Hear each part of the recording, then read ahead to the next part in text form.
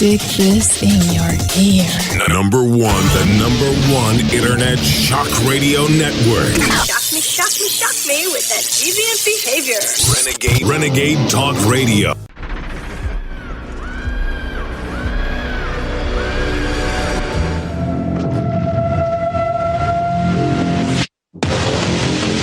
Joe Biden's pardon of Hunter can only result in the conclusion by the American people that a criminal operation has occupied the highest office in the land for nearly 4 years. Hunter Biden, your son, was getting paid a lot of money to serve on the board of a Ukrainian energy company facing serious corruption charges. I don't know what he was doing. I know he was on the board. I found out he was on the board after he was on the board. And that was it. Joe Biden met with Ukrainian, Russian, and Kazakhstani business associates of his sons at a dinner in Washington, D.C. while he was vice president, according to records on Hunter Biden's abandoned laptop. According to NBC News, Joe Biden discussed pardoning Hunter back in June when Hunter was convicted. However, he told his aides he would lie to the public about his pardon plans. The pardon covers the time period from when the CIA and the U.S. State Department began their 2014 coup in Ukraine, and simultaneously, 2014 was the year that the Hunter Biden-funded biolab company Metabiota began coronavirus research with the Department of Defense in Ukraine. In June, a spokesman for the Russian military said the U.S. had relocated Ukrainian biolabs to Africa in an attempt to release an avian flu pandemic and blame it on Putin. Of course, this is where Joe Biden stumbled around and fell asleep at the beginning of the week after pledging $1 billion to struggling Africans while ignoring the full-blown calamity in North Carolina. And today, I'm announcing over $1 billion in new humanitarian support for Africans displaced from homes by historic droughts and food insecurity. But after the Hunter pardon, it appears that Joe is traveling to pay off his partners in crime and cleaning up his mess. Of course, the legacy media blew its top over the pardon. Even CNN is calling it out. The Biden Justice Department has been politicized. That's this message. The message this morning from not just Donald Trump, but from President Joe Biden himself. Is there any possibility that the president would end up pardoning his son? No. Have you ruled out a pardon for your son? Yes. I said I abide by the jury decision. I will do that, and I will not pardon him. Well, it stood until last night. While special counsel David Weiss's office opposed Hunter Biden's motion to dismiss his indictment, on top of that, there's the question of Hunter's ability to utilize the Fifth Amendment now that he has had a blanket pardon. Did you funnel money to your father from Burisma while he was vice president of the United States? His answer, I declined to answer under the rights accorded to me by the Fifth Amendment. He has no Fifth Amendment rights. By accepting the pardon, he gave up his Fifth Amendment rights, and he would be forced to answer that question no matter who is inculpated. He still persists in not answering. He'll be incarcerated for up to 2 years. An incarceration that is not pardonable. Hunter may be pardoned, but now the backs of the big guy and his brother James are up against the wall. They will need pardons as well. And Biden's aides, a.k.a. handlers, are mulling preemptive pardons for Dr. Fauci, Liz Cheney, and a host of Trump critics in his line of fire. Of course, it's come out, and Trump's announced, and so has Tom Homan and others, the new orders are, that they are going to criminally go after the human traffickers and smugglers, including the NGOs, the UN, the government officials like Mayorkas and others. And I've been expecting Biden to try to give them pardons, and my sources have told me exclusively that they are looking for pardons. Well, now Politico is reporting that Biden is looking at a whole range of pardons for people across federal agencies, but namely Fauci. There is no question that there will be a challenge to the coming administration in the arena. There will be a surprise outbreak. There will be a surprise outbreak. And I will put the lie to the individuals of the NIH, particularly Gallo and Fauci and Hazeltine and Essex, and the rest of these scoundrels of the worst order, criminals guilty of genocide, without a doubt. We have a 5-fold rise in pertussis cases, whooping cough over the last year, 15 measles outbreaks this year. We've got polio that's been in the wastewater in New York State. All that's going to come crashing down on January 21st on the Trump administration.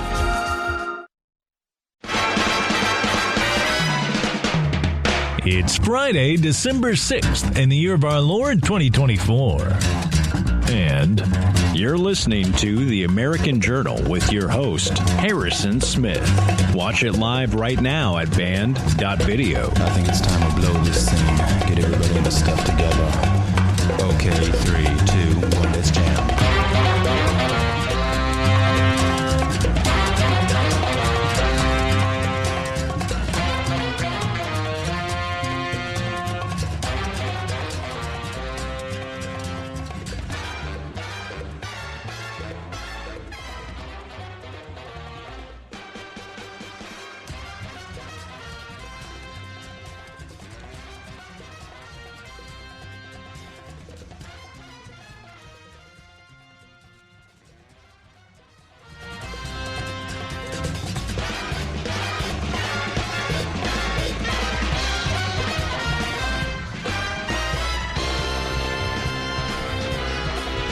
Is the smoking gun that we've been waiting for. And Dawn DeVore was an RN for the Department of Corrections in California. And she became a whistleblower and became part of this program. Interestingly enough, Dawn DeVore had extracted implants just like my client did. They were very, very similar in structure and type. Now, Dawn DeVore, unfortunately for her, this was done to her, but fortunately for the community, she intercepted some evidence, and this was submitted as Exhibit 2. And this was a document that was only meant for high-level management in the Department of Corrections. And it's entitled IntelliConnection, a security division of IBM. Confidential, limited distribution only, level 9 communication. And it's titled 2020 Neurochip Implant. And it says the control of crime will be a paramount concern in the 21st century. We must be ready with our security products when the demand for them becomes popular. Our Research and Development Division has been in contact with the Federal Bureau of Prisons, the California Department of Corrections, the Texas Department of Public Safety, and the Massachusetts Department of Corrections to run limited trials of the 2020 Neurochip implant. We have established representatives of our interest in both management and institutional levels within these departments. Federal regulations do not yet permit testing of implants on prisoners, but we have entered into contractual agreements with privatized healthcare professionals and specified correctional personnel to do limited testing of our products. We have also had major success in privately owned sanitariums with implant technology. Think about the most vulnerable in our society. We need, however, to expand our testing to research how effective the 2020 Neurochip implant performs in those identified as the most aggressive in our society. Limited testing has produced a number of results. In California, several prisoners were identified as members of a security threat group. They were brought to the Health Services Department in Pelican Bay and tranquilized with advanced sedatives developed by our Cambridge, Massachusetts laboratories. The implant procedure takes 60 to 90 minutes depending upon the experience of the technician. We are working on a device which will reduce the time by as much as 60%. The results of the implants on 8 prisoners yielded the following results. The implants served as surveillance monitoring devices in the threat group. Now, that's important because they can see and hear everything in the environment if this is done to you. Implants disabled two subjects during an assault on correctional staff. All they had to do was send a frequency to the chips, and it incapacitated them. Universal side effects in all 8 test subjects revealed that when implants were sent 116 megahertz signal, all subjects became lethargic and slept on an average of 18 to 22 hours per day. All subjects refused recreation periods. Obviously, if you're lethargic, you're not going to do that. You're also going to refuse exercise. Each subject was monitored for aggressive activity during the test period, and the findings are conclusive that out of the 8 test subjects exhibited no aggression even when provoked. Each subject experienced only minor bleeding from the nose and ears 48 hours after the implant due to initial adjustment. Each subject had no knowledge of the implant for the test period, and each implant was retrieved under the guise of medical treatment. Now, this is a clear violation of the Nuremberg Code. Any experimentation done on a human being is supposed to be given full disclosure. This is the smoking. All right. Welcome back, ladies and gentlemen. This is the American Journal. Sorry about that. Good morning. Good morning to everybody. I'm not sure if y'all could hear me earlier on. We're having some technical difficulties. Luckily, we had that video to go to. That was by Jay Anderson at the Project Unity on X, at the Project Unity. In the year 2020, IBM put neural implants in U.S. prisoners without their knowledge, reporting a great success in suppressing moods with 24/7 biosurveillance. This was highly confidential, but the documentation proving it was just released via legal discovery in court.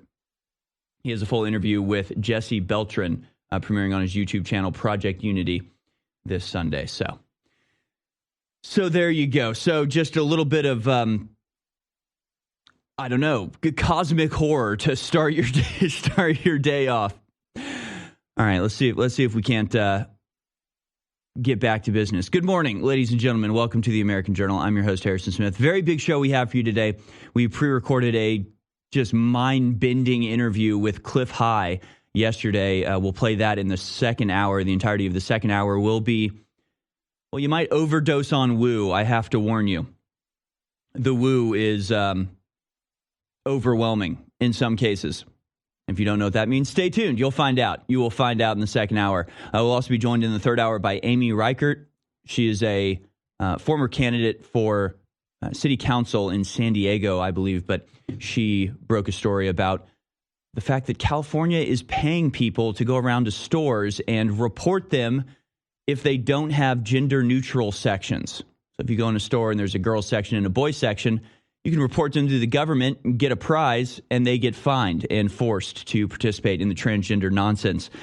And we'll be talking about all of that, as there's also the transgender question in the Supreme Court, and some very funny headlines coming out about the discussion there. A lot of videos to show you, a lot of stuff to talk about. Let's get into it. Here it is, your Daily Dispatch. All right, here it is, your Daily Dispatch for Friday, the 6th of December, 2024. DOJ withheld request info from Congress over Trump assassination attempts.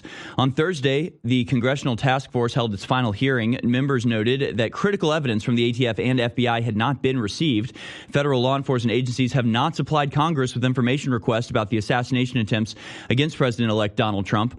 On Thursday, as they held their final hearing, they realized they were missing evidence. The evidence included testimony from 2 ATF agents who were present at Butler, Pennsylvania on 13th of July when the first attempt on Donald Trump's life was made, as well as digital analysis of the electronic devices owned by Trump's would-be assassin, detailed financial information about them, and interview summaries with the family members of Thomas Matthew Crooks, the Butler shooter. Apparently there's no recording or transcripts of the dozens of interviews held, just their notes, their summaries of it.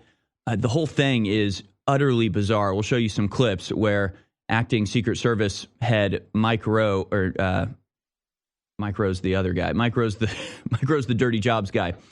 Robert Rowe? What is it? Rowe. His last name is Rowe. And boy, is he angry. Literally screaming at the top of his lungs. Ronald Rowe, that's his name.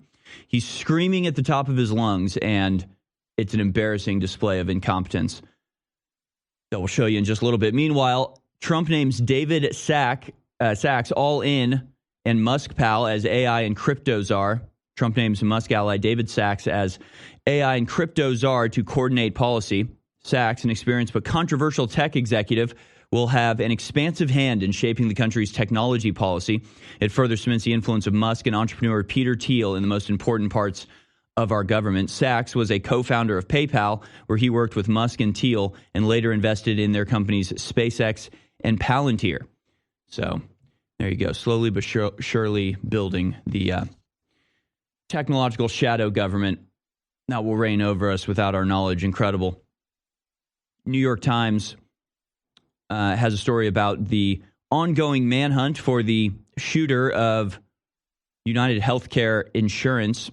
Brian Thompson of United Healthcare was killed in Manhattan. The phones at corporate security firms were ringing off the hook. Fortune 500 pharmaceutical company raised its drug prices, and then board members and executives received phone calls threatening violence. A healthcare company's board meeting was disrupted after board members were targeted in swatting attacks that wrongly sent law enforcement officers to their homes. These incidents happened before the fatal shooting of Brian Thompson in Manhattan on Wednesday. The police have not offered a motive for the shooting as of Thursday night or said it was related to Mr. Thompson's work in the insurance industry. The killing, however, stunned business leaders, some of whom were already concerned about safety. Over the last 5 years, there's been a sharp rise in targeted attacks, digital and online, of executives and their families, said Chris Pearson, the chief executive of Black Cloak, a digital executive protection firm. Healthcare, biomedical, and pharmaceutical leaders tend to be targeted more often than executives in other industries, according to the firm's data.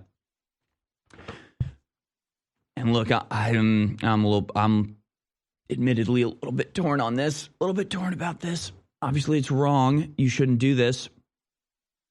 On the other hand, I don't know if, being a corporate executive means you're then totally protected from, any consequences of the decision that you make. But it's weird how open and aggressive the left is on celebrating this murder and basically saying it was a good thing and we need more of it and we should target all CEOs because they're CEOs. Just being a CEO is enough. And that's the thing to understand. There's a difference, I think, between having some sort of principled stance where if you believe a CEO is a mass murderer of some sort, and you're not exactly going to shed a tear if, frankly, they get what they deserve. I sort of understand. I can kind of comprehend that. But let's not impose any form of principle on the left. They're just happy that a rich white guy got killed. That's a reality. The people they've celebrated being shot or killed are people like Donald Trump, people who like Donald Trump. Remember the Vice interview with the murderer, Michael Reinold, who just gunned down an innocent Trump supporter in Portland and then was celebrated as a hero, the Antifa scumbag murderer. So it's not like they're totally opposed to violence in all cases, but, in certain cases, they understand the impulse. No, they're just like violent psychopaths and are happy that somebody that is dead. Like that's it. They don't know who this guy is. They don't have some seething hatred for him. It's not somebody they talk about all the time and are like, oh, wow, this guy that we hate forever finally, got one. Like, no, they're just violent and bloodthirsty, and they just want to see rich white guys get murdered. So that's what that's about. Meanwhile, Canada gun ban, additional 324 military-style firearms barred, explores donations to Ukraine amid growing tensions.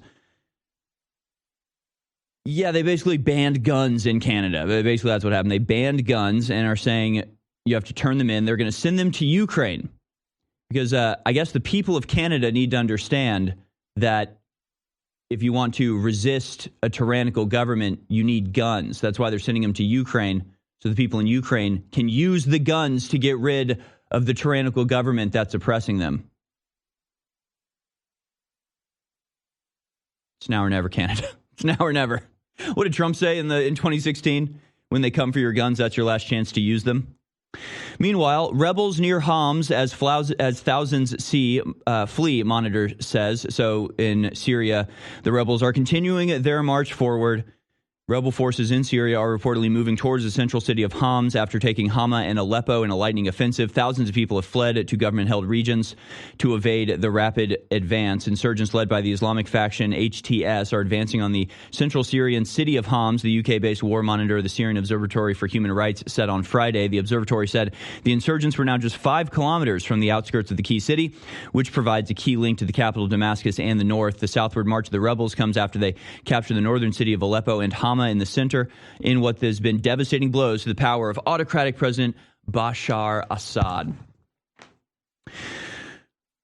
That's your daily dispatch. We'll talk a little bit more about Syria and the Middle East today. And hell, we already started off the show with a story about IBM implanting, I don't even know how to describe it. I mean, they're brain chips, but like remote control devices into the brains of unwitting prisoners so that they could manipulate them through radio waves and make them tired or excited or happy or sad based on pushing buttons. An absolutely horrifying violation of nature and God and the law. So let's continue. Let's continue in that trend and show you another absolute mind-boggling horror, this time out of the depths of the Israel-Gaza conflict.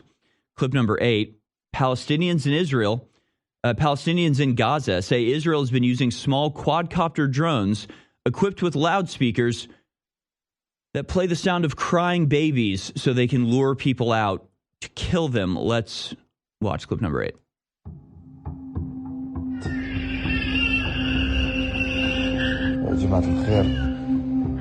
Quadcopters playing the sound of children right now in Nusrat camp. Yesterday, a young man was killed when he went out to check the noise. He was shot, the poor thing. In mid-April, we were informed that Israeli quadcopters were emitting bizarre sounds, including baby sounds or women screaming. I went personally to Nusayrat and I interviewed several Palestinians separately, and the testimonies were almost identical. Quadcopters were for 2 consecutive nights on the 14th and the 15th, I guess, of April. They were emitting baby sounds, playing sounds of screaming women. Several residents of Nusrat report hearing the sounds, particularly at night. The quadcopters apparently played these sounds only to lure citizens out of their homes and to find someone to shoot. And this was confirmed by actually the reports that we followed up on at hospitals. There were cases of people getting injured by these quadcopters after going out to figure out what was the sound, to try to help. This guy says it's 1:30 a.m. Suddenly we heard a woman shouting in the street, help, with a baby also asking for help. The voice was coming from outside the house door. It was a quadcopter with 4 propellers. It then headed towards the tents, broadcasting the same sound. We called from the tents, don't fall for it, it's just a sound system. From this area, my friend, they shot him in the head. In a separate recording from southern Gaza, a child's voice can be heard screaming, I want my mother. Al Jazeera's Sanad verification says they have seen video of a small Israeli drone doing this exact thing. Another recording is from occupied West Bank. Shows an Israeli drone warning Palestinians they may be killed if they resist. Israeli arms manufacturer Ebit Systems produces a weapon system that can be fitted to various drones, which it says can operate day or night and provide high accurate lethality. It's currently unclear if this particular system was used in the incidents. Israel did not provide answers to any of the allegations put to it by Al Jazeera's investigative unit. Yeah, so you really think you get to the last circle of hell and you realize that there's a bottomless pit, in fact. In fact, there's a bottomless pit of evil, and it just goes on and on. Like, it's horrifying enough when you first read the stories of the fact they have sniper rifles mounted on quadcopters just flying around the streets of Gaza, shooting anybody that moves.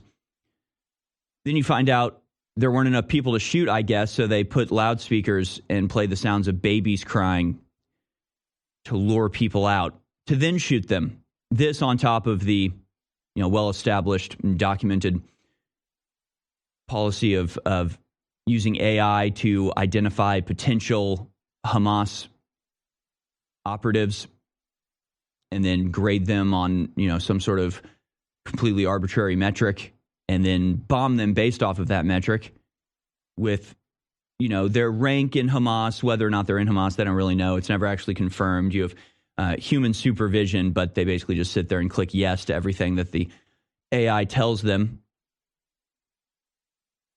And so, maybe they're in Hamas, maybe they're not, maybe they're important, maybe they're not, but they will give them a grade and then determine exactly how many people they can kill in order to kill this person. Average something like 15. You can kill 15 civilians to get one Hamas operative, even though they might not be a Hamas operative. They might have just bought a used phone that once belonged to a Hamas operative.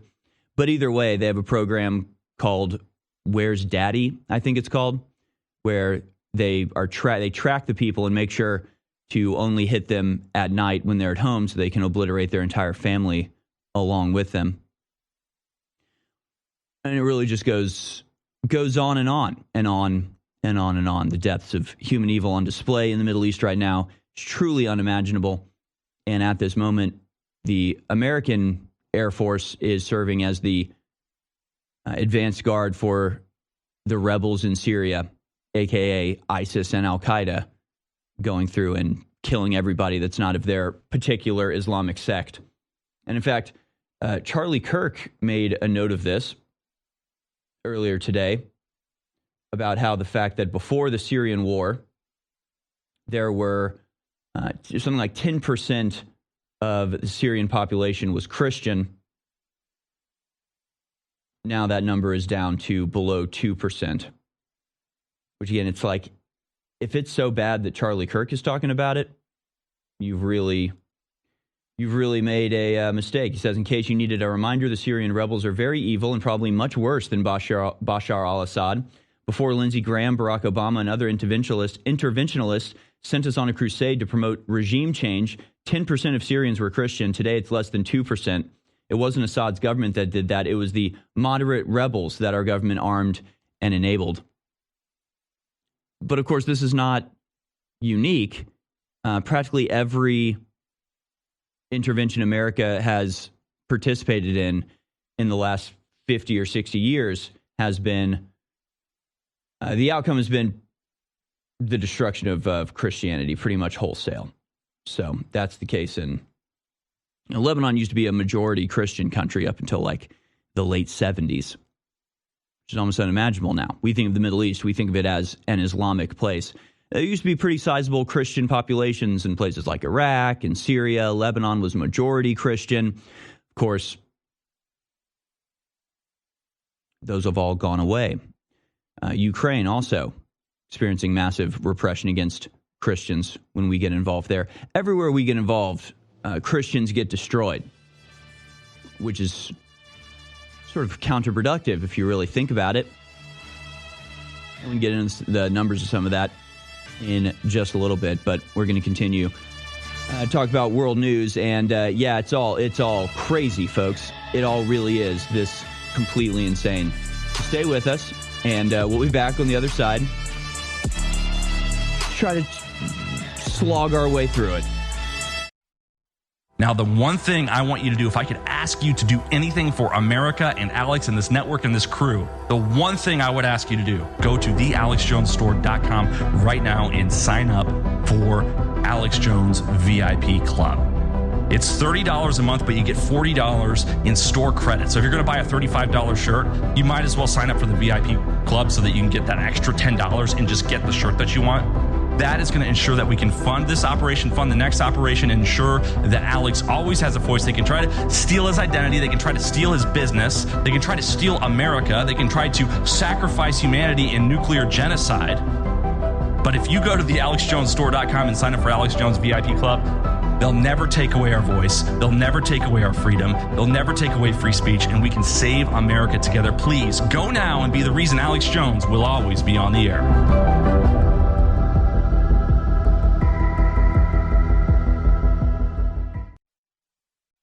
Infowars.com is tomorrow's news today.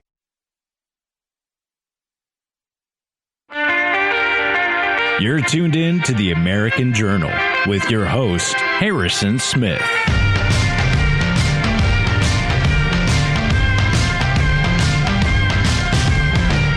right, welcome back, ladies and gentlemen. This is the American Journal. I'm going to try to get through as much of this news in this first hour as possible, and then the second hour will be playing the pre-recorded interview we did with Cliff High.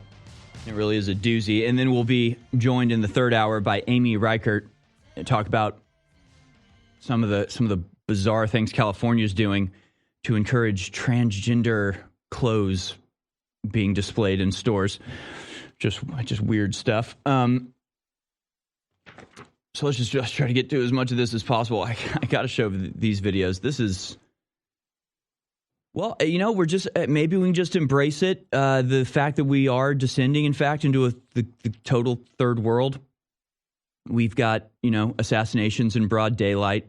That's going to be fun as that, increases in regularity. But we also have now a governmental system where Congress routinely just descends into shouting matches. Something else that you don't expect outside of third world countries. Sometimes you see this in weird Eastern European countries where it's like the Ukraine parliament broke out in a brawl earlier today. So we'll just embrace this. We're just becoming a third world country and we're just losing all decorum or law and order. So why not laugh at it? Acting Secret Service Director Ronald Rowe is currently yelling at a member of Congress, Representative Pat Fallon, during a hearing. This is supposed to be a hearing about Trump's assassination attempts. They bring in the acting Secret Service director, and he starts yelling at the top of his lungs as the congressman yells back at him in this display of just petulant incompetence. Let's watch. Special agent in charge of the detail. Were you the special agent in charge of the detail that day? Actually, let me address this. Could you please, staff, leave that? Oh, no, leave that one up with the circle around me. Thank you. So actually, Congressman, what you're not seeing is the sack of the detail out of the picture's view. And that is the day where we remember the more than 3,000 people that have died on 9/11. I actually responded to Ground Zero. I was there going through the ashes of the World Trade Center. Mm-hmm. I was there at Fresh Kills. I'm not asking you that. I'm asking you if you were you the special agent in charge? To show respect for a Secret Service member that died on 9/11. Oh, that you're trying to be. Do not invoke 9/11 for political purposes. Oh, I'm not. I'm invoking this. You are, sir. Gentlemen, and you are out of line. I would like to ask him a question, please. You are out of line, Congressman. Don't try to bully me. I am an elected member of Congress, and I'm asking you a serious question, and you are playing politics. I am a public servant who has served this nation, and you won't answer the question. On our country's darkest day. Committee will come to order. Committee will come to order. I'm asking you serious questions for the American people, and they're very simple. They're not trick questions. Were you the special agent in charge that day? No, I wasn't. I was there representing the United States Secret Service, sir. Mr. Fallon, your time's expired. It did not affect protective operations. You know why you were there? Because you wanted to be visible, because you are auditioning for this job. I was there to pay respect for a fallen member of this agency. You endangered President Biden's life, Vice President Harris's life, because you put those agents out of position. Mr. Chairman. You have a radio with you? Mr. Fallon, your time has expired. You have a weapon? I did, sir, and you are out of line. Mr. Chairman. Yes, sir. Please. All right. And we are back in order now. We are back in order now.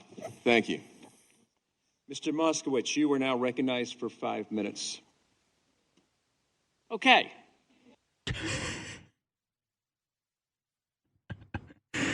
Well, that was embarrassing. What the hell were they even? Can anybody figure out what they were even arguing about? I don't even. What the hell was that? Showed a picture of him in a 9/11 service, and suddenly they're yelling about 9/11. I was the first responder of that. It's just like, what? What the hell are we talking about here? What? The whole thing is, just. Very embarrassing, very petulant. I don't know what they're yelling. Sometimes it's exciting. Sometimes when Congress gets heated up, it's like, yes, finally, yes, some passion about this. Because it's something like important and something that you should be passionate about. This, I can't even tell you what the hell they're yelling about. I don't even know. What they should be yelling about is the fact that Donald Trump almost got killed out of a totally botched, seemingly deliberately incompetent Secret Service detail that allowed a shooter to wander around on rooftops for several minutes with an entire crowd pointing and shouting, there's a guy with a gun on the roof. And their excuse for not covering it in the first place was the roof was slanted. Like there's a lot of things to yell about in this particular situation. I don't think 9/11 is one of them, quite frankly. But it is, to be honest with you, that was very reminiscent of some conversations I've had about 9/11 as well. In fact, I remember a very distinct one with our regular caller, Patty from Boston. We had a conversation about 9/11 one time that went a little bit like that. You're telling me that the U.S. government did? Yes, I am telling you the U.S. government did. Yeah. That's not what they're arguing about, though, so I don't know. You'd love to see how Ronald Rowe would deal with 9/11 truthers. Clearly, he gets hot under the collar, under the collar if it's brought up whatsoever. But there were some other strange, disturbing instances of behavior yesterday during this hearing that, again, just shatters the confidence any of us should have with our government as a whole. Let's go to clip number 16 here. This is Acting Secret Service Director Ronald Rowe. Rowe, I don't even know. We'll call him Ronald. He completely loses it at Josh Hawley this time. Let's watch. Is it not prima facie that somebody has failed? A former president was shot. Sir, this could have been our Texas school book depository. I have lost sleep over that for the last 17 days, Then just like you fire have. somebody to and I will hold tell them you, accountable. Senator, I will tell you, Senator, that I will not rush to judgment, that people will be held accountable, and I will do so with integrity and not rush to judgment and put people I can't believe unfairly that you persecuted. are unfairly persecuted. Unfairly, We've got people sir, who are we dead. have to be able to have a proper investigation into this, Senator. July, August, September, October, November, December. We are about 8 days shy of this being a 6-month-old event. And he is yelling about how he doesn't want to rush to judgment. Yeah. No, I'm telling you, these people are... There's something about these bureaucrats that make them act like the worst girlfriend you've ever had. Or it's just like... You're like, hey, your phone lit up. Your ex-boyfriend is texting you. Instead of being like, gee, sorry, they're like, well, what? You're looking at my phone? Well, this is a betrayal. But I can't believe you would accuse me of this sort of thing. I can't believe you would do it. And it's like, no, hold on. Let's back up. You're the ones in trouble, okay? You're the ones who effed up. You're the ones who almost got Donald Trump killed. Don't start yelling at us because you're failing to find any reason or anybody that did anything wrong when the president was shot in the head on live television. He was. He didn't die from it, thank God. But he was hit with a bullet in the head on live television with about 1,500 videos from about 3 hours before the event of 900 different people going, hey, look, there's a dude with a gun aiming at Trump on this roof. Maybe you should do something about that. Oh, but you don't want to rush to judgment, you know? You don't want to rush to judgment. These people. Infowars.com has the story. DOJ withheld requested info from Congress over Trump assassination attempts. They're completely undermining this entire investigation. Basically, they don't have transcripts for the interviews. They are not reporting, what was discovered on his phone. They're withholding information that Congress is demanding. This is a cover-up. This just reeks of a cover-up. There's no other way to look into this or to interpret this. Representative Laurel Lee told Ronald Rowe, quote, our mission on this task force is to understand what went wrong on the day of the assassination attempt, ensure accountability, and prevent such a failure from ever happening again. I beseech and suggest to the Department of Justice going forward that this is information that can and should be provided to Congress if we are to understand how to equip and support our federal law enforcement agencies. I think what we're learning is maybe we shouldn't equip or fund our law enforcement agencies. Maybe they aren't up to snuff. And maybe the problem is a hell of a lot bigger than, one or two mess ups on the day. Maybe it's a structural, systemic issue that actually comes from leadership and is not going to be solved by them. But it's just insane and embarrassing. Meanwhile, elsewhere in the political world, the Trump NIH pick who wants to take on cancel culture colleges. President-elect Donald Trump's nominee will lead the NIH. He wants to take on campus culture at elite universities, wielding the power of tens of billions of dollars in scientific grants. Dr. Jay Bhattacharya, a Stanford physician and economist, is considering a plan to link a university's likelihood of receiving research grants to some ranking or measure of academic freedom on campus. People familiar with his thinking said. Bhattacharya, a critic of the COVID-19 response, wants to counter what he sees as a culture of conformity in science that ostracized him over his views on masking and school closures. He isn't yet sure how to measure academic freedom, but he has looked at how a nonprofit called Freedom for Individual Rights in Education scores universities in its freedom of speech rankings, a person familiar with his thinking said. And again, the issue, it's like multi-layered, I guess you could say, but it's bad enough that they don't allow free speech explicitly. Like everybody knows, you go on college campus, if you're a conservative, you're going to get discriminated against. You're going to fail your classes if you don't pretend to believe what you don't believe. But the reason why that's bad, and almost as a compounding factor to it, is the fact that the people being censored are the ones who are correct at the end of the day. We just had earlier this week the final report of the subcommittee on the coronavirus, COVID-19, who established beyond any doubt and with official certitude that Jay Bhattacharya was right about everything. And yet he was basically completely excluded and ostracized from his entire academic profession because he was correct and because his correct interpretation, just basic logic and reality, was at odds with the belief that you were supposed to have as handed down from on high by the WHO. Joe Rogan covered this yesterday, clip number 9, again, just talking about the insanity that was COVID-19 that has now been completely demolished by this 500-page report on the COVID-19 pandemic findings. Let's watch. The House released a 500-page report on COVID-19 pandemic. Key findings: COVID-19 likely originated from a lab-related incident in Wuhan, China. Crazy. You get banned from YouTube for saying that. Banned.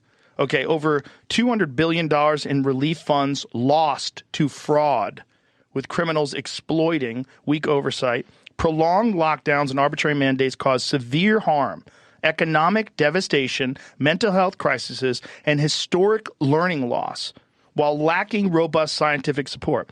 Policies ignored natural immunity, pushing mandates that eroded trust and harmed public perception of science. Absolutely.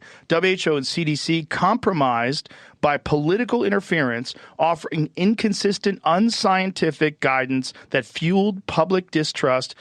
And the key players included federal agencies, and Cuomo's administration actively obstructed oversight efforts and hid critical evidence. Christ. Select subcommittee on coronavirus pandemic basically said all the conspiracy theorists were correct. Every single one of them. No repercussions, no retractions, no apology from Rachel Maddow. None of it. It meant mass murder. It was mass murder.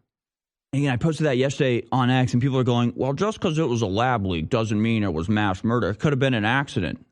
Well, then why did they lie about it? You understand, their lying about it is evidence of their guilty knowledge, evidence of their complicity. So you've explained a million times. Somebody dies, yeah, it might be an accident. Somebody falls down the stairs and dies. There's no reason to assume that's murder. But if you find out that the spouse of that person was home at the time, but lied to police and said they were somewhere else, well, now it's looking less like an accident. If you find out that they, deliberately lied about it and deleted a bunch of messages where they'd been arguing with their wife right beforehand, lied about it to police and were caught later. Now you're pretty sure it's actually murder, right? Maybe it was an accident, but the lying about it proves it wasn't. Because if it was an accident, if it was a sincere mistake, then what would be the issue with coming out and saying that, especially since you could then say it came from this lab, here's the type of disease it is, here's the genomic sequence, here's exactly how it happened, here's how we can prevent it in the future, here's what we need to know to get the vaccine prepared. Instead, they are still, to this day, and in the interview we discussed yesterday with that weird little gremlin from Houston, who's that guy? What is it? Hotez. Remember Hotez? He's sitting there going, 1,000 times a year, bats are infecting people. They're still pushing that lie. So we got to maybe do something about this. Meanwhile, in other Trump appointee news from Gateway Pundit, over 100 Navy SEALs to descend on Washington, D.C., an explosive show of support for Army veteran Pete Hegseth. Washington, D.C. is breaking for an unprecedented show of support as over 100 Navy SEALs prepare to descend on the nation's capital, standing in solidarity with President-elect Donald Trump's nominee for Secretary of Defense, Pete Hegseth. Hegseth, a decorated Army combat veteran and prominent conservative voice, has faced relentless media attacks in the recent weeks. Fake news media have leveled accusations ranging from outdated and disproven sexual misconduct claims to allegation of public drunkenness and financial mismanagement during his tenure at CVA. Concerned Veterans for America, all just obviously BS. They just don't want him in power. And it might sound like a small contingent, right? This isn't the Million Man March, it's just 100 Navy SEALs, right? Oh, just 100 Navy SEALs. Now, there's not that many Navy SEALs in the world. It's unbelievably rigorous, the training and endurance they have to prove before you become one. I've just spent the morning fantasizing about what you could do with 100 Navy SEALs in Washington, D.C. 100 Navy SEALs in Washington, D.C. What could be accomplished with that type of knowledge and power? Could be something great. A new Praetorian Guard, perhaps. Meanwhile, and this headline, it's like, what does this even mean? FBI warns iPhone and Android users, stop sending texts. What? Apparently this was republished yesterday on the 5th, with additional comments provided by the FBI and reports into U.S. political pressure given the sale of these Chinese cyber attacks. Apparently there was a giant Chinese cyber attack, and there are other headlines just saying, hey, just use WhatsApp and Signal, because if it's not encrypted, your messages are vulnerable to hacking. So stop sending texts. Crazy. Just as Apple's adoption of RSC had seemed to signal a return to text messaging versus the unstoppable growth of WhatsApp, then comes along the surprising new hurdle to stop that in its tracks. While messaging Android to Android or iPhone to iPhone is secure, messaging from one to the other is not. Now even the FBI and CISA, the Cyber Defense Agency of the U.S., are warning Americans to use responsibly encrypted text messaging programs and phone calls where they can. The backdrop is a Chinese hacking of U.S. networks that is reportedly ongoing and likely larger in scale than previously understood. Fully encrypted comms is the best defense against this compromise, and Americans are being urged to use that whenever possible. That's how you know it's bad. That's how you know it's really bad, when the FBI is encouraging Americans to use encrypted messaging systems. Of course, the messaging systems themselves are also not secure, as it's been proven that governments around the world, in Germany in particular, they've been able to access WhatsApp in order to do their investigations. So none of it's secure. None of it's secure. But I feel like this is another sort of just thing that you're starting to see. There's all these things that people just don't really notice as they change. But then when you notice it, you start seeing it everywhere. In this case, it's the thing where the authorities fail and then give you advice as to how to deal with their failure rather than correcting the issue. See, we spend hundreds of billions of dollars a year on the FBI and the Pentagon for the sole intent and purpose of protecting Americans from outside threats.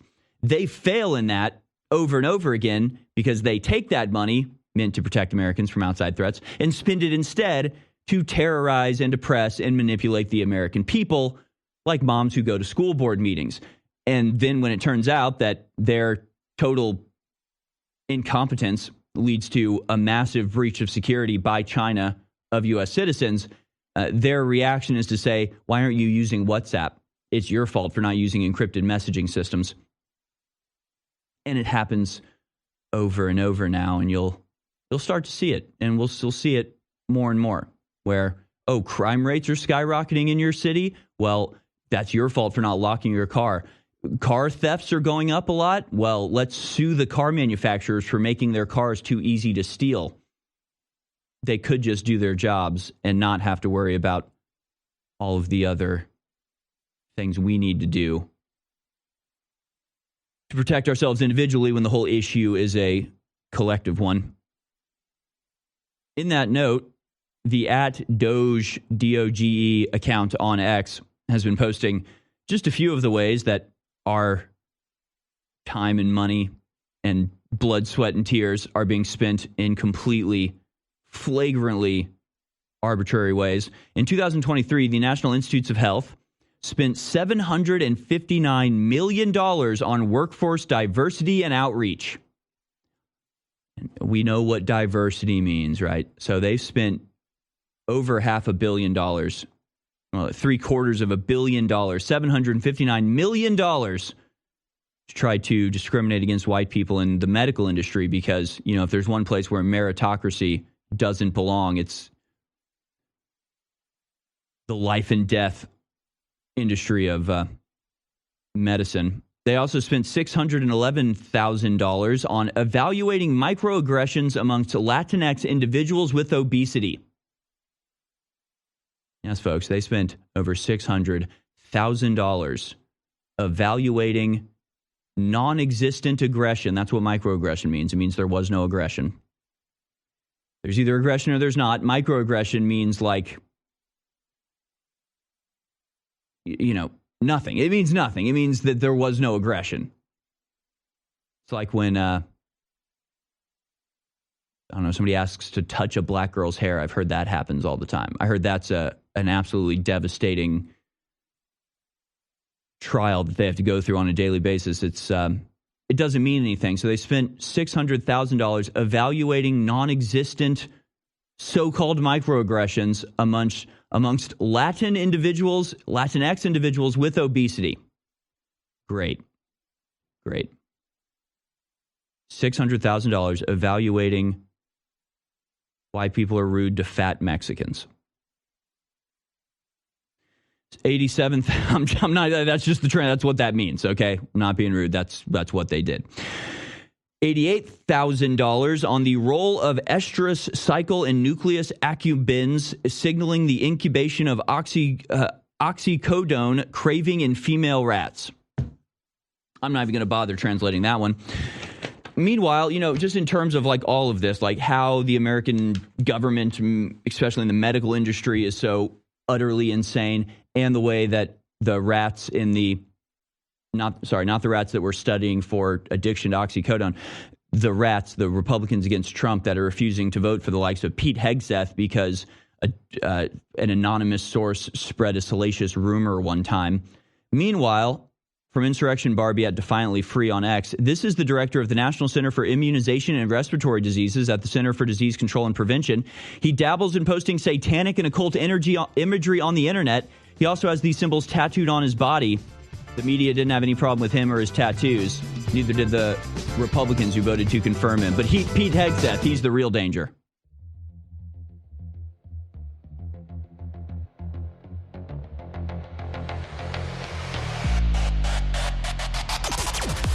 At InfoWars MD, you can find the most popular in-demand supplements available and sourced at the highest quality.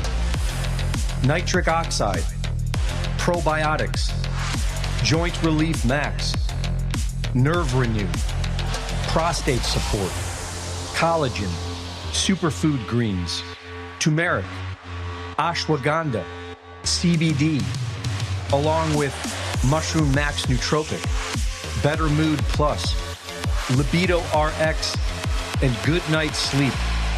Improve the quality of your life and support the InfoWar. Go to InfoWarsMD under Health and Wellness at InfoWarsStore.com.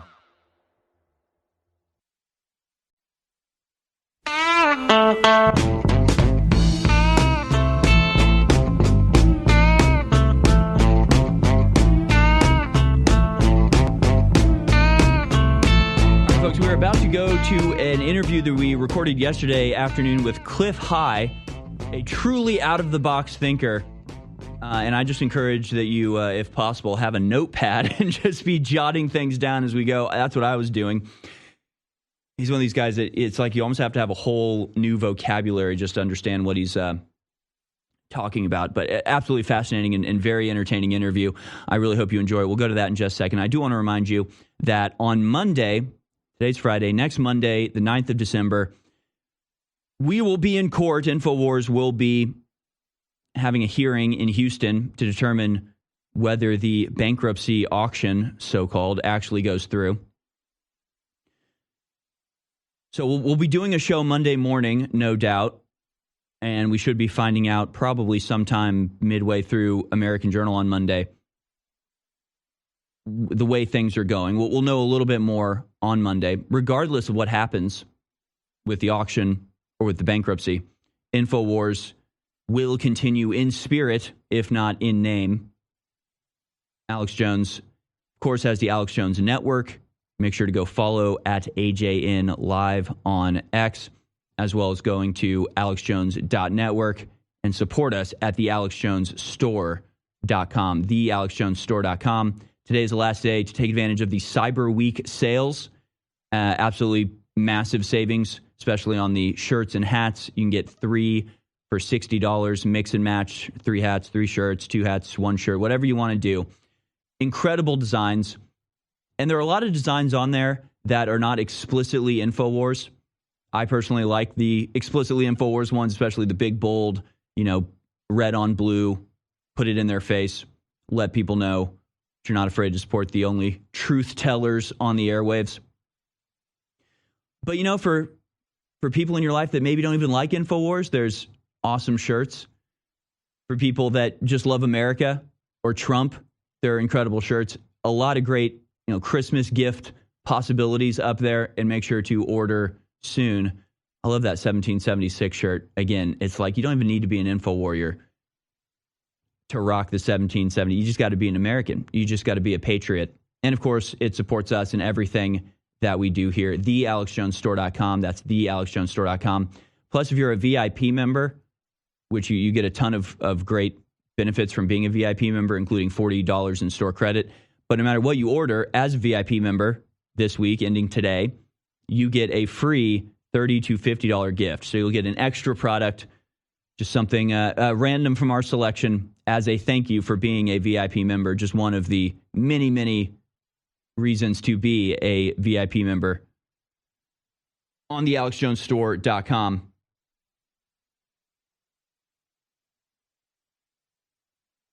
And again, I don't really have time. We have so much to get into. There's been a release of new images, supposedly, of the shooter. He apparently took down his mask at the hostel he was staying in because a girl was flirting with him. Very strange, but some other strange things about the newly released photos showing this guy's face. It looks like a completely different person wearing a completely different jacket, whose backpack is black instead of gray. I don't think this is the same person. I don't think this is the shooter. Again, he's wearing completely different clothes. His face doesn't even really look the same of what we can see from it in the other images. The backpack that he's holding has a black strap, although the backpack that he's wearing in the shooting video is a gray backpack. I thought yesterday this was kind of a simple thing. It all seemed to make sense to me that you've got somebody disgruntled who blames the insurance company for the death of a loved one or something and decides to take it on the CEO. Crazy, but at least logically makes sense. With the new stuff coming out, I'm thinking this might be something bigger. This might actually be some sort of deep state healthcare mafia hit, because they're releasing photos that don't seem to look at anything like the shooter that we know. Taking a record of the hearts and minds of the American people, it's the American Journal with your host, Harrison Smith. Welcome back to the American Journal, ladies and gentlemen. I'm Harrison Smith, your host. Very happy to be welcoming my guest, Cliff High. Cliff High is a researcher known for developing a technique called predictive linguistics, which involves analyzing internet data to predict future events. You can follow him on X at Cliff_High, and that's Cliff with one F, so CLIF_HIGH on X. You can also find his website at halfpasthuman.com, and he's on Substack at cliffhigh.substack.com. I've been wanting to have this conversation for a long time, especially encouraged by my dad, who's like your biggest fan, and he sent me about 24 questions to ask you. I doubt we'll be able to get into half of them, but especially now that your name's been going around a lot because of a prediction you made, I guess back in 2009 about UFOs, and it seemed to correspond with this rash of UFO videos that we're seeing continuously. And I've tried to explain your method of prediction, but of course I'm explaining what my dad explained to me, what he heard from you. So now we can get it from the source itself. Will you explain to us WebBot and how you make these predictions, and whether you're still making these predictions and doing these readings now? Okay, so my process involves scraping the internet, reading all the kinds of stuff off the internet in chunks that I predefine and storing them to disk. And then later on, there's processing to extract leaks, psychic leaks from people that come out in the form of the language that's used. I had been doing it very effectively up until we ran into the censorship in 2017, more or less, when they started censoring all of the stuff about Trump, and we started getting into the culture war in a serious way. I'm still doing it now, but I'm not doing my own data gathering because it's just not possible where I'm at. It's an interesting process because humans are psychic. Everybody's psychic to some degree. Most people have been trained to deny it, to say that they're not psychic, to not pay any attention to these continuous psychic leaks that come to you from the universe. And so that's good for me because they just sort of like type it out totally unaware of what they're doing. And usually it would be, you can think of it as, for whatever reason, there's something prompting a person to, in a discussion online, say in a forum about growing roses, to, suddenly intrude with the thought of motor oil or something totally out of the blue, right? Shouldn't be involved as an object within that subject or that discussion. And those are the kind of leaks that you have when the universe is sort of digging at you to get this stuff out of your mind because it's picking up on it. And so my data set goes through and grinds on it and picks it all up, and then there's lots of processing. So necessarily, it's not real time. It's close because, 2 months or so of processing to get the results out of a big tranche of data is pretty close to near real time. But in that sense, it's not accurate to the minute or stuff. The prediction about the flurry of the space alien activity has been ongoing for a number of years in terms of the formation of the data set. And these data sets, the data clumps together, it appears, it grows, it expands. And then at some point, I feel prompted because of the size of the data set or something interesting in there to put it out in the form of a report. And that's universe digging in my ribs to say, okay, there's enough, get it out. And I do so. And we see the results. Yeah, and we went over, I was talking about this earlier in the week, going over some of the successful predictions you've had, like the Costa Concordia crash or the economic crash in 2008 and others. These are documented predictions of yours, which I think is fascinating and does it's almost proof of human psychic ability because people are not consciously making these predictions, and yet there's something that's compelling them to say something that can be decoded if you have the right viewpoint on it, I guess you could say. Correct. That's the attitude. You have to have the understanding to see what you're looking or to understand what you're seeing, right? And so most humans on this planet are deluded in that they come from a physics that was put on us by the bankers in the 1920s when they promoted Einstein and trashed Tesla. Tesla was what is known as an ontologist, okay? They used to call them deists. These are people that have an understanding of the creator, the consciousness that creates all of universe, but they don't bother to give it a name or a personality. They just interact with it, as do I. My tradition in getting at it is different from the original deists who wrote our Constitution and the Declaration of Independence. So Thomas Jefferson, George Washington, these people were not, strictly speaking, Christians. They were deists. They were believers. They were understanding in their belief, but they didn't put personalities on these things. So if you have a grit viewpoint, as Einstein said, so Einstein is epitomized by the Large Hadron Collider. Okay, that's a place in Europe where there's this big giant ring and they smash particles together in the always successful but also very meaningless hunt for smaller and smaller and smaller particles. So they're going to keep hunting for something they call the God particle. Their theory is that if you get enough of these, if you find the God particle and you got enough of these God particles, you could smush them together and consciousness would arise. And that's how consciousness arose within the materium that we find ourselves. They are wrong. They're 100% wrong in that. And what's interesting to me is that they will always find smaller and smaller particles because universe is quite happy to keep making those smaller particles as long as they keep looking for them. Right. So physicists say you cannot, that atoms only exist when you look at them. Okay, that atoms are mainly empty space. And you can only find the electron in the atom when you observe it. And in the process of observing it, it will show you where it's at. But until then, you don't know where it's at, right? And so this is their understanding of, or this is their proffered mechanism for how the universe is actually working. And so they think that things are solid. A good definition of a gritologist is somebody who believes that if all life died in the whole universe and all the life was just gone, that the grit, the planets and the stars and the dust and stuff would still exist. An ontologist understands that everything is an extrudate of consciousness. If all life ceased, there would be nothing else, and the only thing that exists is consciousness, and we are basically living in the delusion that what we see here in the materium is matter and factual.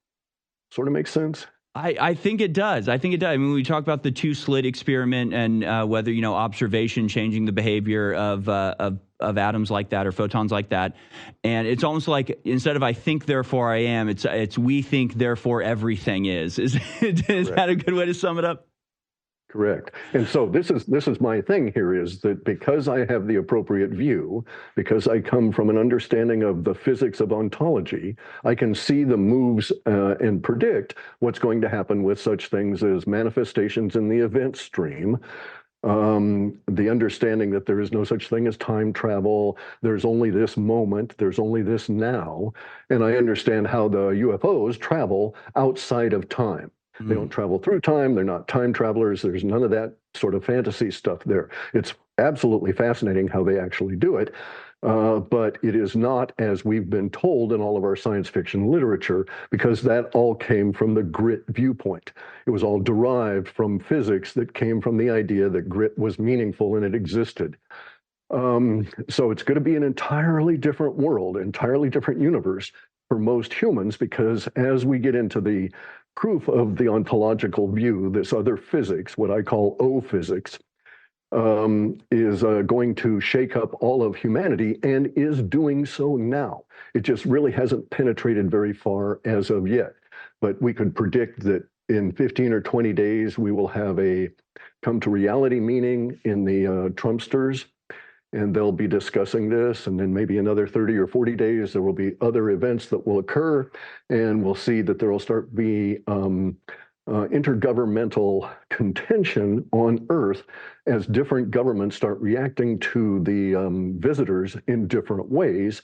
Many of those ways are going to piss off the 5 Western republics who are currently controlled by the Elohim worship cult. And so there will be some level of contention.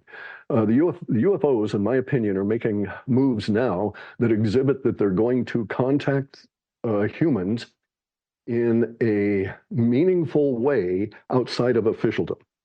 Okay, so they have a need. Their need is driven by our bad behavior of dealing with nuclear weapons and even having nuclear power plants to some extent, because that disrupts a level of their technology throughout the entire galactic civilization. And so we stick out like we've got a giant spotlight shining on everybody on the beach. Everybody on the beach knows we're up here because we're shining this giant spotlight on them, and they're very annoyed about this. And so they're at the point that they have to take action with this because we're threatening to wipe them out with a bigger giant spotlight that will just fry them, right? And so we're in this period of time where they're presenting themselves. They're showing themselves to us in a very gentle fashion. And in my opinion, they're going to try a whole series of attempts to get us to stop our bad behavior. And in order to do that, they have to explain to us how our bad behavior is affecting them. And they're going to have to, in order to explain that to us, they're going to have to get to the point where they can converse, where we can have a dialogue. And so that's what they're setting up now. And from their actions now, and from the history we have, I'm of the opinion that they don't want to talk to our officialdom because our officialdom just keeps shooting them out of the sky. Right. And we're rude. And so they know that our officialdom is dysfunctional. They're quite aware of this. Not all officialdoms are as dysfunctional as the English-speaking republics that are currently controlled by this outside force. And so I think they will go elsewhere, and this will cause some issues for the Trumpsters. They don't want, for instance, they wouldn't want El Salvador to suddenly become the center of all UFO activity and set up an international spaceport and have UFO repair facilities and get in on that whole economic boom kind of thing, right? There's a lot of reasons, practical reasons, that the Trumpsters want to control this contact, and it's fading from their fingers very fast. So, how would you describe the? I don't even know. I was going to say beings. How would you describe these beings? Are they even beings? Is it dimensional, extraterrestrial? Okay, so in an ontological world, you can postulate that there are many different materiums. There would be nothing to stop there from being an infinite number of materiums, but they're frequency bound, so they can't share stuff from one materium to another because the frequency would be different. So if you tried to take something from another dimension and bring it here, that thing would collapse and not exist. So there's no such thing as interdimensional contact. These aliens may have aspects of themselves, as we do, that are non-material, okay? But we will be presented with material beings. Shapes and all of that kind of stuff, I'm not speculating on because it's speculation. We have all these bizarro thoughts of, blue avians and green lizard people and spider beings from Mars, which are all horseshit. So I'm just prepared to wait until they present themselves. I'm of the opinion that at least in this section of the galaxy, it makes sense that they will present themselves in a hominid appearance because that's a generalized, general purpose shape. Okay, so it's kind of like if we had another planet like this that also had fuel in the form of diesel, and they had the petroleum to make rubber and stuff, we could expect that there would be something analogous to a Jeep that might evolve on their planet, right? Because of similar conditions. And so that's what we're sort of facing. And you're expecting this to happen to sort of coincide with human behaviors on Earth, whether it's the obvious attempt to try to instigate a nuclear conflict. Is that, and so their appearance to us or not will be determined at least in some part by human behavior. It already has been determined. They're already here. Okay, they're already here because they were alarmed about the escalation in the language about us shooting nukes at each other. Right. They monitor us, dude. I mean, they're listening to everything we say, everything we broadcast, anything that hits the air anywhere, they're picking up. There is a technology that some humans are exploring now that allows for space inside a room, including a skiff, to be localized. And then you can extract the conversation and the nuances of that conversation out of that space if you know what you're doing. And so they have that level of technology. So there's nothing hidden to these beings. They are not inimical to us in the main, okay? Humans have had very bad history with space aliens. And so I dispute people like Dr. Stephen Greer, who says all space aliens are good. Absolute horseshit. The history on Earth is that space aliens are mean, abusive. They demand human sacrifice. They want you to cut the foreskin off your child, all of these kind of things, right? And drink blood, and they harvest adrenochrome, and they get high off of it. So space aliens in our history are not good. The ones we're being presented with now are not the Elohim. The Elohim may be coming, may be involved. There's some suggestions of that, but the ones we're dealing with now do not wish us harm.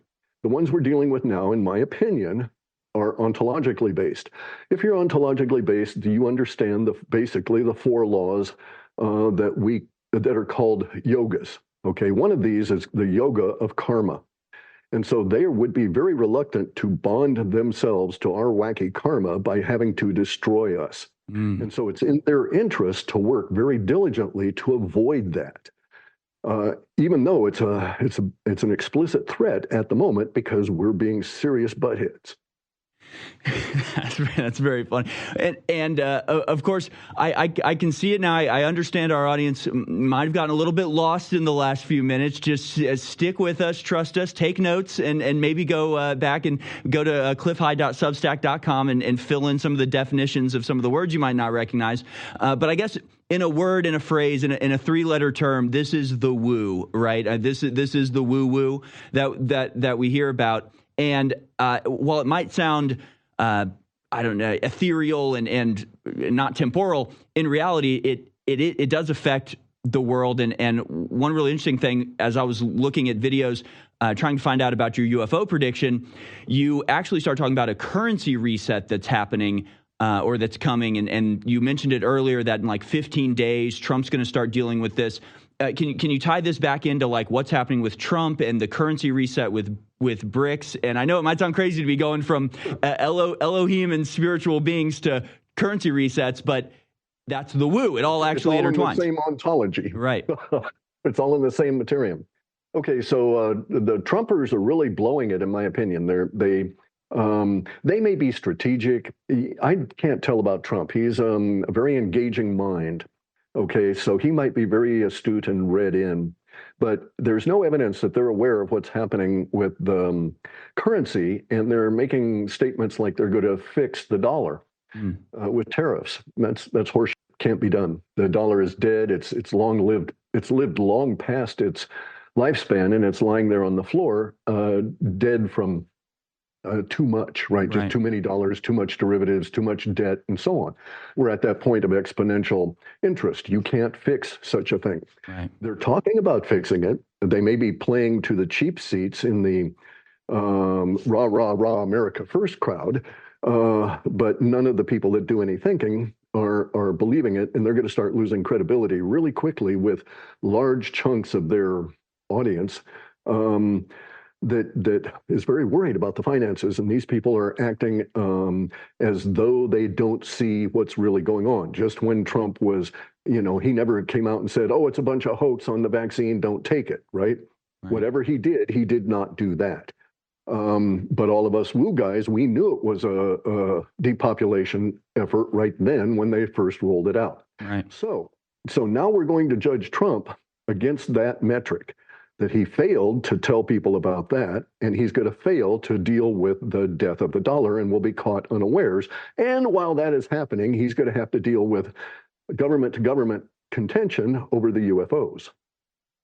Right, and it's all seems to be coming down right about now, maybe even before he's in office. And I thought it was so interesting because, and again, I encourage people to, well, I was going to say go to your YouTube because that's where I saw it, but apparently it's not yours. So go to Cliff High's Substack, cliffhigh.substack.com. But I was watching the video where you're talking about sort of the 3-step process where first they try to fix it, then they try to replace it, and it was so interesting because I saw that. And then yesterday we have on Alex Newman, he is reporting from COP29 the fact that they're putting in sort of the final agreements to start basically to have carbon as a currency from here on out. And they're putting everything in place to where your carbon usage will be your budget, and the dollar, any currency is going to go away. Everything's going to be carbon-based transactions.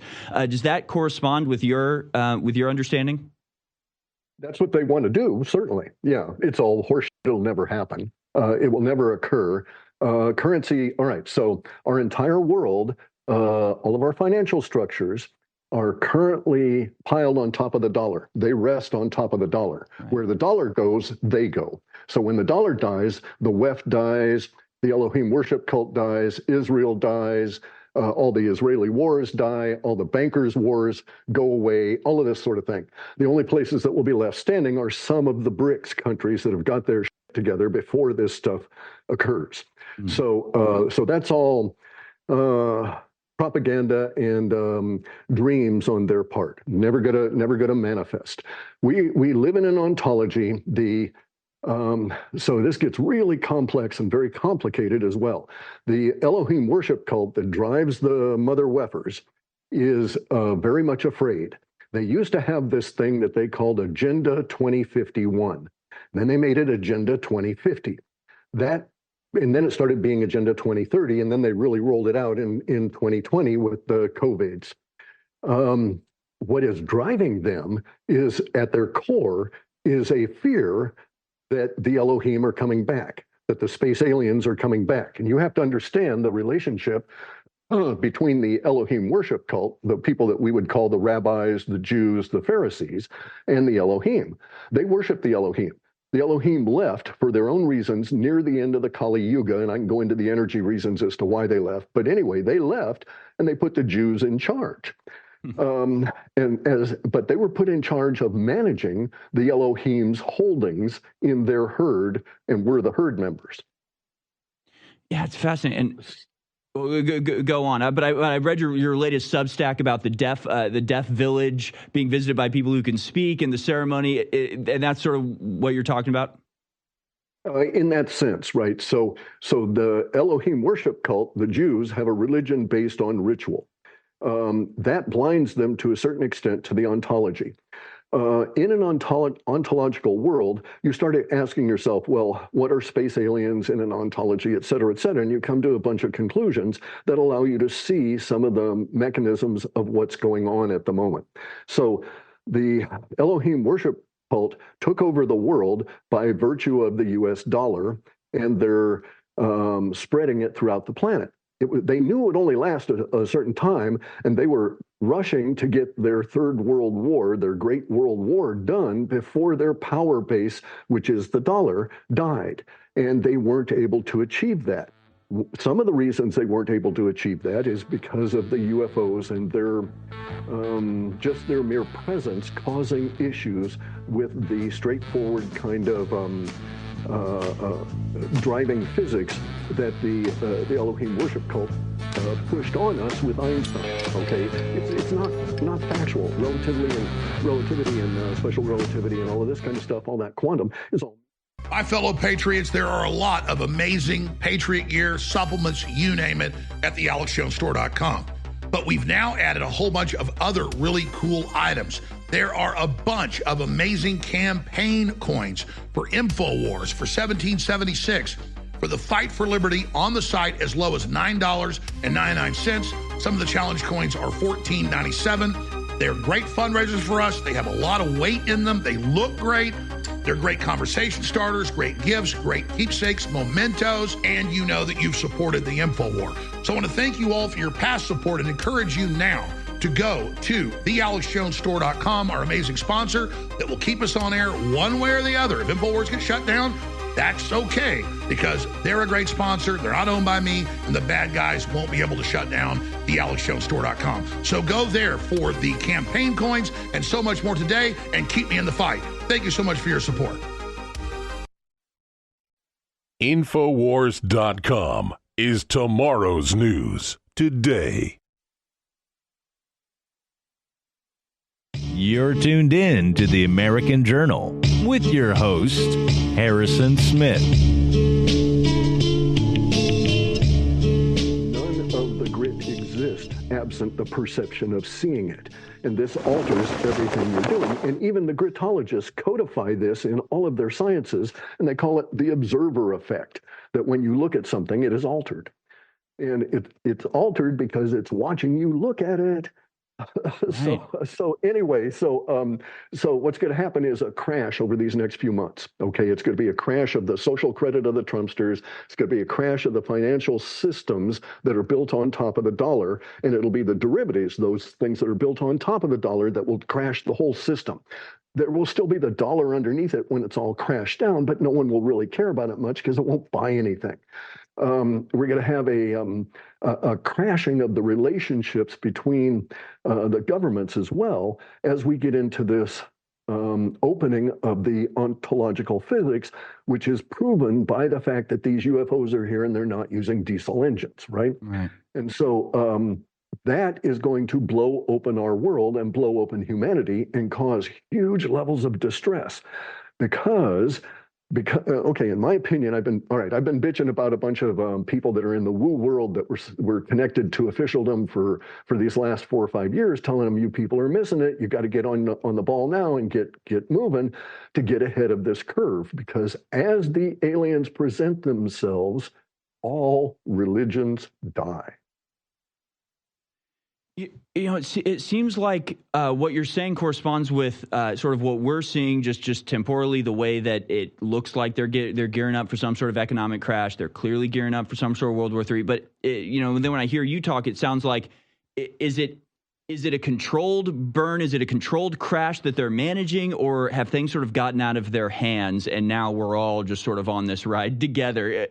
Do you understand, the distinction that I'm asking? Because it seems to me like we're expecting a crash to be manufactured on purpose because they've got something in their back pocket. The Hegelian dialectic caused the problem, present the solution. But the way you describe it seems like it's a little less controlled than that. They have that level of control. They have their solutions.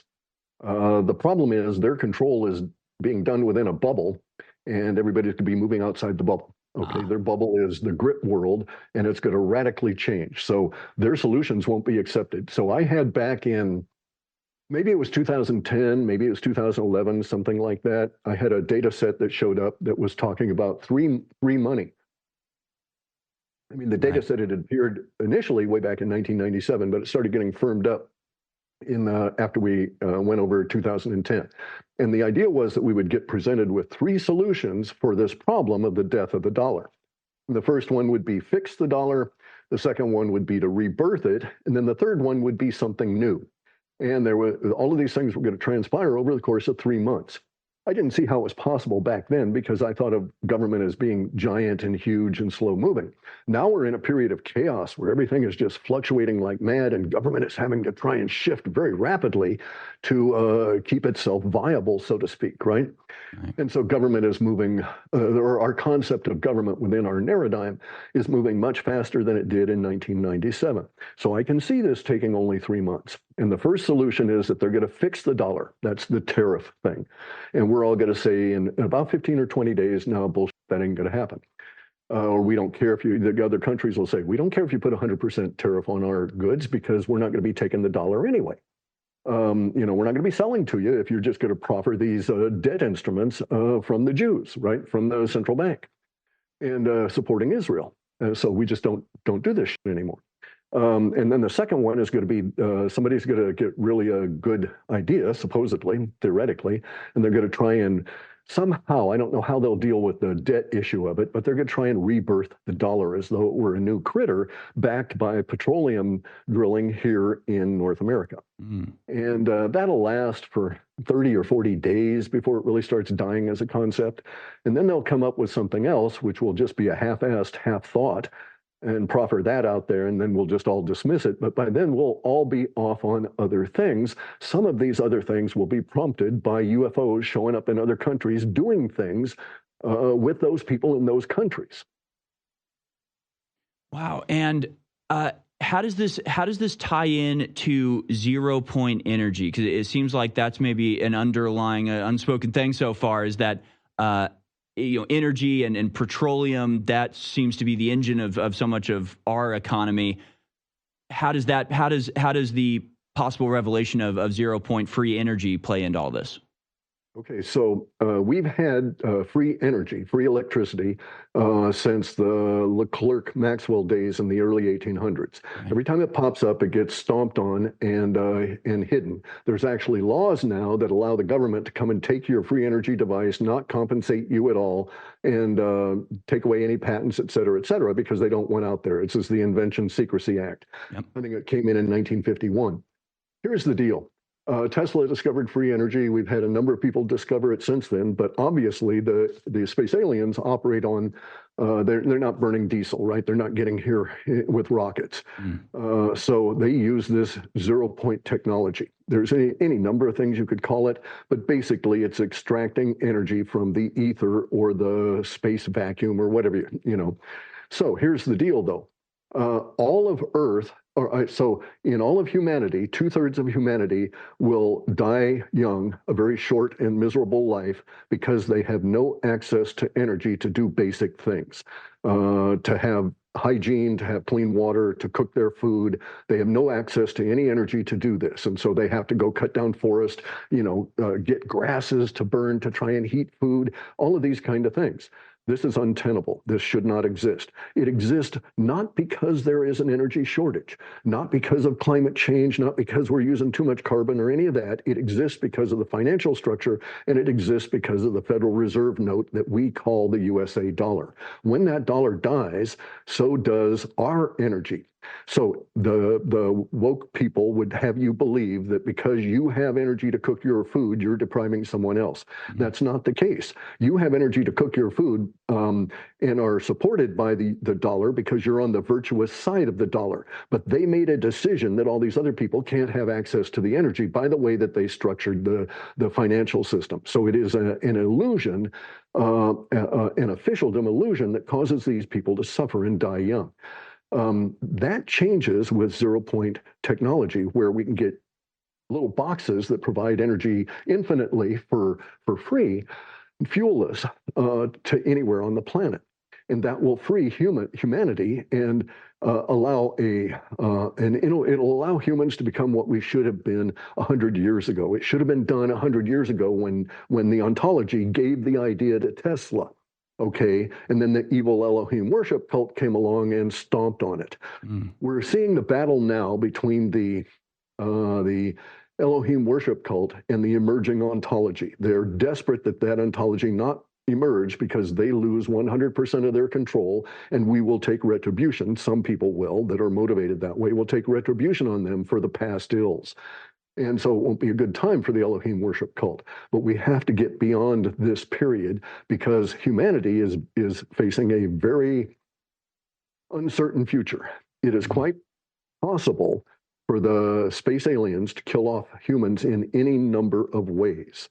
That does not really involve much in the way of energy on their part, doesn't require much energy on their part. They're expending far more energy coming here to try and get our attention than it would take to kill us all off. So you could kill all the humans on Earth by altering the Schumann resonance only a little tiny bit. And you can alter that just by squeezing our atmosphere or expanding our atmosphere, something well within their capability. And we would all die just within milliseconds, right? Because you'd upset the delicate electrical balance that's in our brains. And we would all stroke out instantly and fall over dead, and they'd be done. But they would bind themselves to our karma, to our souls. And they don't want that because that's not beneficial for them, right? They're smart. And they want us to meet our destiny and rise. And so they are doing things now to provide us with opportunities to to rise up to their levels. And we're being prevented by these buttheads down here in officialdom. The buttheads in officialdom are running up onto some hard walls now. And I have all kinds of previous history in predicting this, and I've been predicting a lot of these walls that they're running up to for many years, and the circumstances are now emerging. And so it would probably behoove officialdom to sort of pay attention to a little bit of this and, look around, because things are happening outside of their point of view. Interesting. And just in a moment, I don't know. I'd love to get your thoughts on this because you bring up Tesla, and obviously there's the story of Trump and his uncle being the agent in charge of gathering all of Tesla's information. So do you think Trump is more, read in on this than maybe he presents, or do you think there's any validity to that speculation? Yes, I think there has to be validity to that. Trump's a family guy, okay? Yeah. So he has a great respect. You can hear it when he talks about him, a great respect for his uncle. So I'm quite certain his uncle spoke with him. How much he was read in and told, I don't know. I don't think he is as ignorant as he may present. And I can see lots of reasons that he would make presentation that he's somewhat ignorant of this. Yeah, I would too, because when you say, now, bear in mind too, by the way, that all of our social order is for the energy stuff that's depriving 2/3 of the planet. There's maybe 13 or 14 families that are causing this. And these are the families that control the wealth in the form of assets. All those assets are basically fictitious claims to own things under the planet, meaning giant pools of oil, resources, okay? Those claims to ownership are an officialdom fiction. If we have 0 Point Energy, their ownership is meaningless, absolutely meaningless. Right. So, if you don't have to pay for energy, their entire power structure goes away. That takes with it, though, most of the dollar-enforced power structure. So a lot of people are USA citizens and are behaving because of that power structure. They fear the police, the military, et cetera, right? They're not buying into the idea of a cooperative agreement between like-minded individuals as to how we shall conduct ourselves in our common shared reality, and which such as the Constitution. So, a lot of people in this country have never read the Constitution. They have no idea what's in there. And so they've never, there's no informed consent at that level. And that's going to be very necessary as we go forward because of the giant crisis that humanity is now entering. I actually think that there's some, you could easily speculate that the aliens are smart enough to, in a way, manage these crises, right? In a way that the Elohim worship cult, the officialdom, cannot. So they're going to have their financial crash, and then they're going to realize that their financial crash was never really in their control. And that they're going to start scrambling. They're probably scrambling right now already. I think some of them are smart enough to see what's coming up. Well, I hate to say it, but everything you're saying makes sense to me because it sounds like such woo. But then, like, you see the way these people behave, and it's like, you say these people think they're in charge, but then they realize they're not. I'm just, reminded of COVID-19. I feel like that was another situation where they thought they were going to pull this off on the planet, and they sort of unleashed a force that they then realized they couldn't really contend with, and have since kind of backed off and thought, oh, we'll try something else next time. Let's just forget any of that ever happened. Totally ridiculous. But, COVID being a giant psychological attack on the planet, when you say, we're entering into this period of turmoil, do you think we're already in it, or do you think it's about to start and what we've seen is nothing so far? Like, what do you think? The latter. What we've seen so far is nothing compared to what we're going to face in this year and then next year. Okay. COVID is a small mental hiccup relative to having to deal with space aliens. Yeah. So in COVID, they were operating on our base existential fears. Okay, they were manipulating our minds around a particular complex of emotions relative to fear. One of the things that they could not trigger was something that's built into humans at a genetic level in ourselves. And this is called xenophobia. Okay, we fear the other that is not like us. Xenophobia is at the core of all racism. Racism will never go away because racism is, in a sense, in the form of xenophobia, is built into the nature of humans. It helps keep us alive. Oh, that rattlesnake, he's not like me, I'd better fear him. Right. And hey, good reason, right? So xenophobia is going to be triggered by these space aliens. So you're going to have all kinds of people reacting very badly. Now, the space aliens know this, okay? All right, so the space aliens we're dealing with now, I'm quite certain, are aware of this, and they won't present themselves in too risky of a position when they come on down and do stuff. But they're very much afraid, as they should be, of the violence that is possible from presenting themselves badly to humans and having humans freak out, right? Like the guy in the movie that appears out of the fog, and he startles you, so you take your sword out and you hack him to pieces just because you don't know what the hell, right? And so they're afraid of that aspect of it because they know we have xenophobia. They probably have it as well. It's a design pattern in universe. Okay, all beings have this. To deny it is to be woke. To think men can grow a uterus. Right. So we're going to be faced with this reality of the space aliens. Humans will, of course, do it very badly. That's just what we do. Is we do things badly and then we crawl out, and then we get into the groove and start moving, and then find something else to do badly. And we only learn from our mistakes. So we're going to have to go through this period of time and do a lot of learning. And it will be very stressful on a lot of people. And I'm afraid that there may indeed be quite a number of people that die as a result of this. But it will certainly take down the existing power structure and totally remove the Elohim worship cult and totally remove all religions from any kind of authority or power or whatever. So it's going to really tick off all of the people in synagogues and churches that the space aliens want nothing to do with them. They don't want to deal with minds that are bound by ritual. Yeah, that's very interesting, and it's we're not very good at much, but I guess we're good at surviving so far. So at least we can look back and go, gee, what went wrong back there?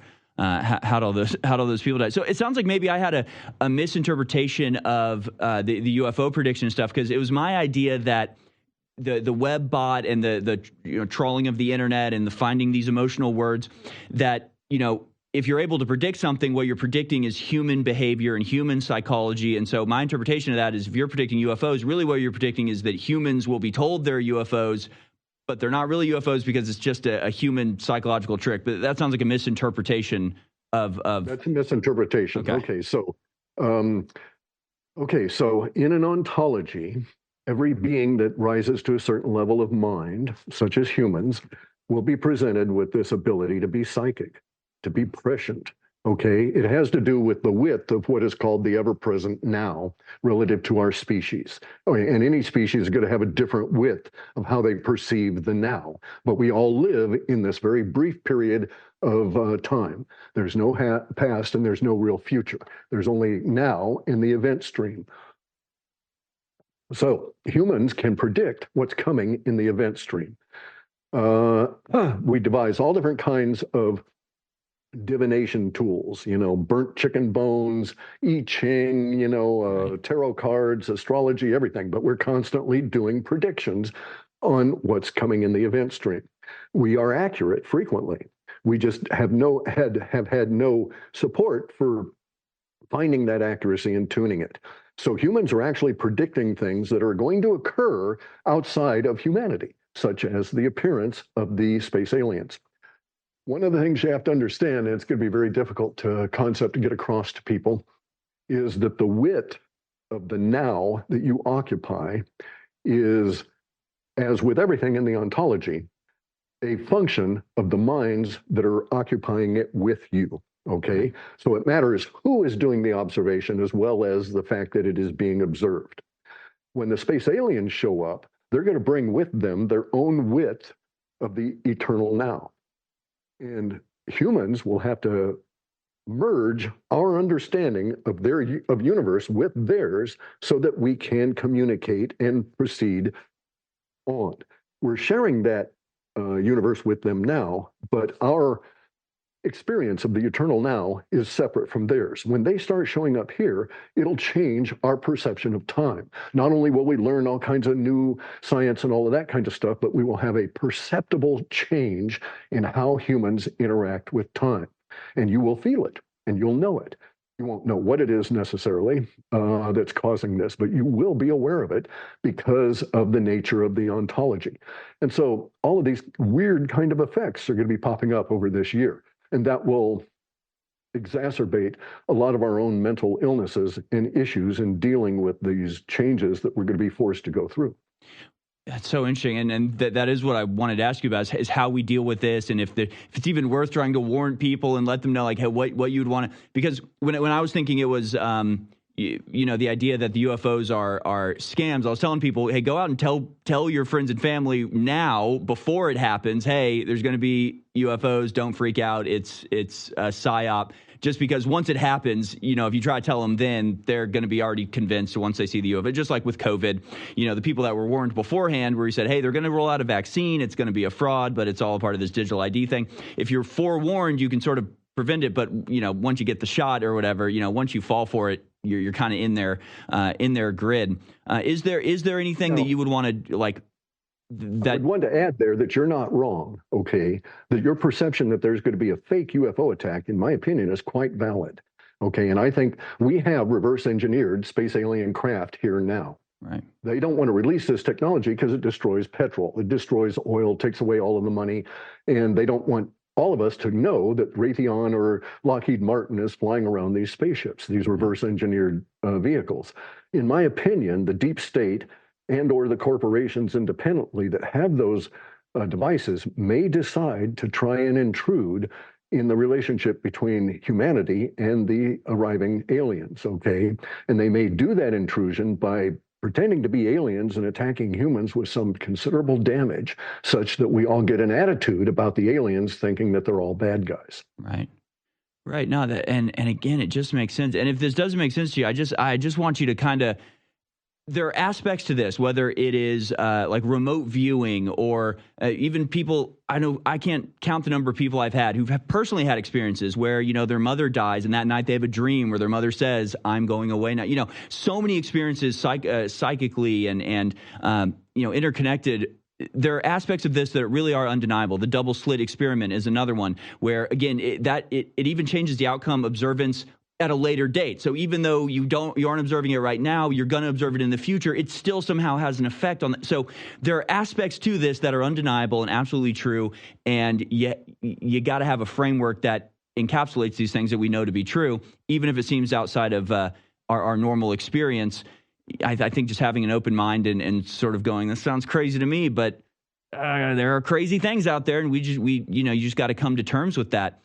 And so, is there anything an individual can do? Our audience, you know, what you're talking about are these huge monumental forces, and I always feel bad telling people this and then going, "This is what's happening, and you're all screwed. Goodbye, you know, good night." Is there anything anybody can do to counteract this, or fight back against it, or prepare themselves, or advice for people hearing this for the first time?